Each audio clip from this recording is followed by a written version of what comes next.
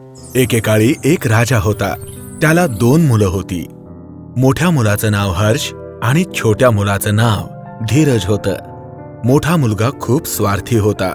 तो फक्त आपल्याबद्दलच विचार करायचा. तर दुसरा धाकटा मुलगा खूपच भला आणि परोपकारी होता.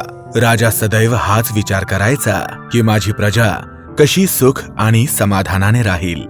एके वेळची गोष्ट आहे की गावातील एका घराला आग लागते. घर जळू लागतं. त्याच वेळी राजाचा लहान मुलगा धीरज तिथे येतो आणि सर्व गावकऱ्यांना सांगतो, काही करा, लवकर लवकर पाणी आणा, पाणी, नाहीतर मग ही आग आणखी भडकेल. त्याच वेळेस एक गावकरी म्हणतो, आग कशी विझवणार? गावात पाणी खूप कमी आहे. विहिरीतलं सगळं पाणी खाली गेलंय. आता ह्या आगीला थांबवण्यासाठी एकच मार्ग आहे. चला. धीरज खूप बुद्धिमान होता. त्याने गावातील माती एकत्र केली आणि घरावर टाकायला सुरुवात केली.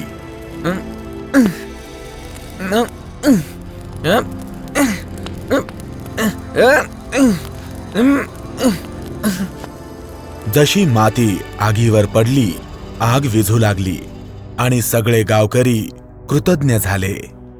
त्याच वेळी तो गावकरी धीरजला म्हणाला, बाळ धीरज, आज जर तू नसतास तर संपूर्ण गाव जळलं असतं आणि आमचे पशु, आमचे पक्षी आणि आम्ही सगळे गावकरी संपलो असतो बाळा. नाही बाबा, ईश्वर जे काही करतो ते चांगल्यासाठीच करतो. म्हणूनच कदाचित मी या गावात आलो. काळजी करू नका. तुम्ही सगळे आता पूर्णपणे सुरक्षित आहात. असं म्हणून तो आपल्या राज्याकडे निघून गेला. इकडे राजा थोडे आजारी पडले होते. त्यांना वाटलं की मी माझा राज्यकारभार आता मुलांना सोपवला पाहिजे. पण ज्या प्रकारे आमच्या वंशामध्ये कायमस्वरूपी असं होत आलंय की मोठ्या मुलालाच सिंहासनावर बसवलं जातं. पण मी असं नाही करणार. मी आधी बघेन की कोण सक्षम आहे, त्यालाच मी सिंहासन देईन. त्यांच्या मनात विचार आला की मी माझ्या दोन्ही मुलांची परीक्षा घेतली पाहिजे. दुसऱ्या दिवशी राजाने राज दरबारात आपल्या दोन्ही मुलांना बोलवलं.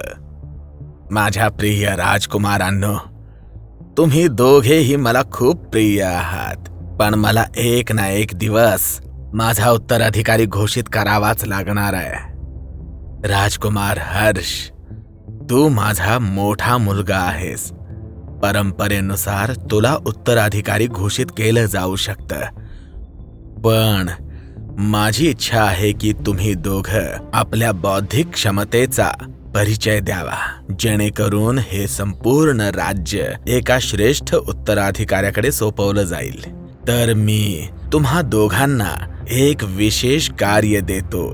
जो कोणी त्या कार्यात सफल होईल तोच माझा उत्तराधिकारी होईल. हर्षला राजाचं म्हणणं पटत नाही.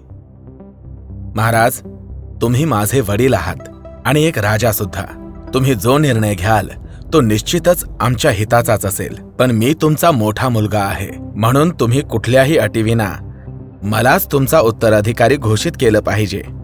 तार्किक रूपाने तू बरोबर बोलतोयस, पण माझी इच्छा आहे की जो राजकुमार बुद्धी, विवेक आणि चतुरतेमध्ये स्वतःला श्रेष्ठ सिद्ध करेल तोच माझा उत्तराधिकारी होईल.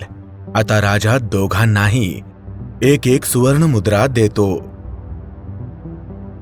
या महालाच्या 3 खोल्या अशा वस्तूने भरायच्या आहेत, ज्या या एका सुवर्ण मुद्रेने खरेदी केल्या जाऊ शकतात. दोन्ही मुलं आपापल्या सुवर्ण मुद्रा घेऊन निघून जातात. बाबांना हे काय झालंय? आता एका सुवर्ण मुद्रेने असं काय खरेदी केलं जाऊ शकतं ज्याने 3 खोल्या भरल्या जातील? त्याने विचार केला, कचरा सगळ्यात स्वस्त असतो, तर मी तेच भरेन. आणि त्याने तसंच केलं. दुसरीकडे धीरज विचार करू लागला की मी काय करावं. धीरजला एक युक्ती सुचली आणि मग तो निघून गेला आणि मग काही सामान घेऊन परत आला. दुसऱ्या दिवशी दरबार भरला आणि परिणाम पाहण्यासाठी सगळे राजदरबारी एकत्रित झाले. सगळ्यात आधी मोठा मुलगा हर्षने 2 खोल्या तर संपूर्णपणे कचऱ्यानेच भरून टाकल्या होत्या, पण तिसरी खोली थोडीच भरू शकला. जास्त करून ती रिकामी होती. त्यानंतर ते सगळे धीरजच्या 3 खोल्या बघायला गेले, तर सगळी लोक बघतच बसली. सगळ्यांनी पाहिलं की 3 खोल्यांमध्ये खूप दिवे लावलेले होते आणि 3 खोल्यांमध्ये त्यांचा प्रकाश पसरलेला आहे आणि सोबतच अगरबत्तीने 3 खोल्या चांगल्या सुगंधाने भरलेल्या आहेत. धीरजने 3 खोल्या प्रकाश आणि सुगंधाने भरलेल्या होत्या. हे सगळं बघून सगळ्यांनी अगदी आनंदाने धीरजसाठी टाळ्या वाजवल्या. यानंतर राजाने आपल्या सर्व दरबाऱ्यांसमोर आपला धाकटा मुलगा धीरजला राज्यकारभार सोपवण्याची घोषणा केली आणि ही सुद्धा घोषणा केली की पुढच्या महिन्याच्या पौर्णिमेला त्याचा राज्याभिषेक केला जाईल. आणि राजा सर्व दरबाऱ्यांसमोर म्हणाला की जो बुद्धिमान असेल सत्ता त्यालाच मिळाली पाहिजे. या गोष्टीची माहिती शेजारील राज्याच्या एका राजाला मिळाली आणि त्याने विचार केला, मी राजकुमार धीरजच्या बुद्धीची चाचणी घ्यायला हवी. तो आपल्या दरबारातील सर्व मंत्र्यांसमोर म्हणाला, मी माझ्या एका गुप्तहेराला महापंडित बनवून राजकुमार धीरजशी प्रतियोगिता करायला पाठवेन. जर राजकुमार धीरजने आमच्या हेराला प्रतियोगितेमध्ये हरवलं तर आम्ही आमच्या राजकुमारीचा विवाह राजकुमार धीरजशी करू. तो हेर खूप मोठा विद्वान पंडित बनून येतो आणि इथे येऊन राजाच्या दरबारात राजाला म्हणतो, तुमच्या दरबारातील कोणीही व्यक्ती मला जर वादविवादात हरवेल तर मी 1,00,000 सुवर्णमुद्रा देईन आणि जर मी जिंकलो तर तुम्ही मला 1,00,000 सुवर्णमुद्रा द्याल. राजा त्याचं आव्हान स्वीकार करतात. ही गोष्ट धीरजला कळते. धीरजच्या लक्षात येतं की नक्कीच काही ना काहीतरी भानगड आहे आणि मग तो राजाला म्हणतो, बाबा, या वादविवाद प्रतियोगितेमध्ये मी त्याच्या समोर राहीन आणि प्रतियोगिता करेन. राजा म्हणतात की ठीक आहे बाळा.